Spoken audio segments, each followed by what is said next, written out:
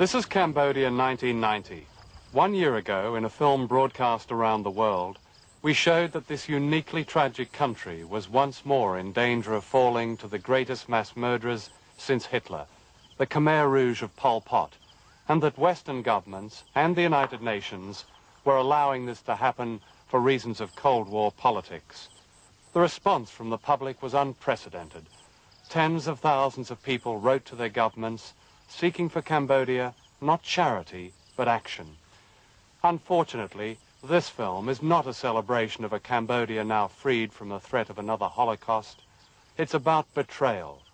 A betrayal of those who asked for help for Cambodia, regardless of whether that help meant offending the United States and China, which give direct and indirect support to the Khmer Rouge. Above all, it's a betrayal of a people who have struggled virtually alone to rebuild their stricken country. For tonight's film will show that Western governments are among those secretly providing the means for Pol Pot's return to power.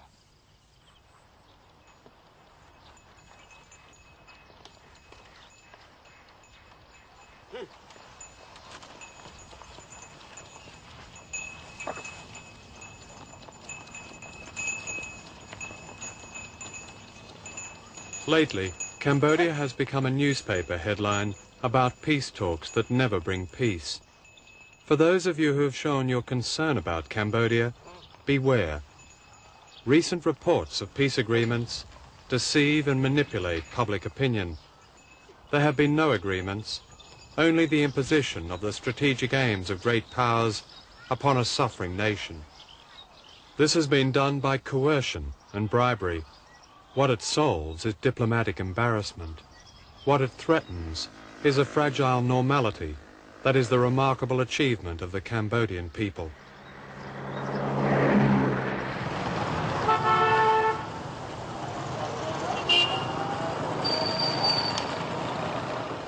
This is Phnom Penh.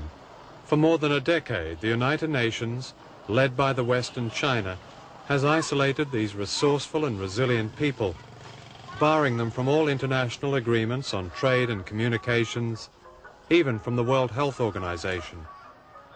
Instead, Pol Pot and his gang have been allowed to occupy Cambodia's seat at the United Nations behind the facade of a coalition invented by America and China, and all because the liberators of Cambodia, the Vietnamese, had the temerity not only to get rid of Pol Pot, but to turn back invasions by both America and China. This is the logic and spite of Cambodia's punishment. They have started from scratch. I would say worse than scratch. Without means, isolated, without anybody to come and see what was going on in this country, without strength, without human resources that have been decimated. It's incredible, the resilience of these people. And I really feel bad when I read the press outside and the media, and they speak like these people do not exist. Since the first American bomb fell on neutral Cambodia 21 years ago, the people here have been prey to those who call themselves peacemakers. The latest peace plan has been put forward by the United Nations. The permanent 5 members of the Security Council, which is dominated by the United States and its allies, demand the resignation of the Hun Sen government in Phnom Penh, even though this is Cambodia's only effective government, providing the only opposition to the return of Pol Pot. Under this UN plan, the Khmer Rouge will be given a share of power. If really the West or the free world or whoever want to help these people, if they are really sincere, then they should come here and see what these people see, and then try to strengthen their sense of, first of all, their dignity, because they don't lose dignity, the Khmer. They die, but they don't lose their dignity. And then strengthen their sense of independence. They are looking in all ways to do that. Fear is like a presence here.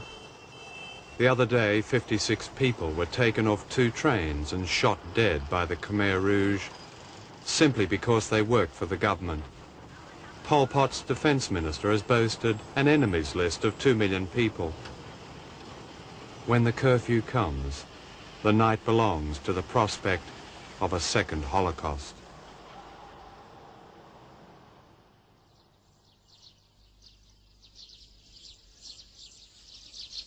At the end of World War II, the Times correspondent, on arrival at the Nazi death camp at Belsen, wrote, "It's my duty to describe something beyond the imagination of mankind."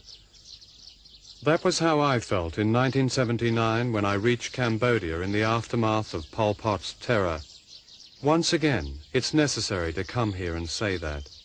Once again, it's necessary to guide the camera to these mass graves, which are everywhere in this country. Here murdered people were dumped, many of them children, headless and naked, horrors that were photographed and documented by Pol Pot's Gestapo, known as S-21. In 3.5 years, 1/5 of the population were put to death. Not a single Western leader has come to the killing fields of Cambodia just to pay their respects, as almost all have done at Belsen and the shrines in Israel. In the past year, there have even been attempts to rewrite the evidence provided by those of us who saw and smelt and cannot forget these graves when they were discovered. The United Nations Security Council dropped the word genocide from its reference to the Pol Pot years so as not to offend China, Pol Pot's underwriter. American and other Western documents no longer refer to genocide and mass murder, preferring to describe the extermination of more than 1 million people as human rights abuses, or merely the policies and practices of the recent past. The universally condemned policies and practices of a recent past, unquote, referred to in an earlier report are in fact the policies and practices of the 1975 to 1978 period. While the West publicly tries to distance itself from Pol Pot, American officials in embassy background briefings describe the Khmer Rouge as different and changed out of all recognition. This insidious campaign has been echoed in the media. Pol Pot may have been brutal, but he was no mass murderer. He may have been a bit paranoid, but there was no genocide. This article has been widely distributed by Pol Pot's man in New York and by the Foreign Office in London. It says the West must stop moralizing about the Khmer Rouge and reach out to them. It complains that the genocide issue has been exploited to the full, and says that Pol Pot's followers are now regarded as honest and are admired for their discipline and self-respect, qualities that most spheres of Cambodian society lack. This campaign of rehabilitation suppresses the fact that the Khmer Rouge are masters of coercion, intimidation and propaganda. We have evidence of Pol Pot's secret plans to fool Western governments and to take power as he did before. These notes are of secret speeches made by Pol Pot and discussions with his leadership. Pol Pot's spokesman, Q Sampan, who has smiled his way around the world at so-called peace conferences, made the following declaration to Khmer Rouge commanders. "The outside world," he said, "keeps demanding a political end to the war in Cambodia. I could end the war if I wanted, because the outside world is waiting for me.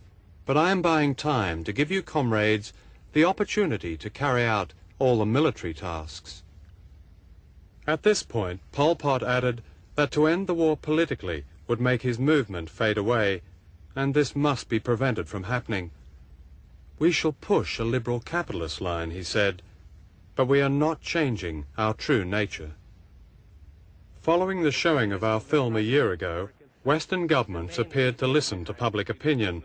Sweden changed its vote at the United Nations.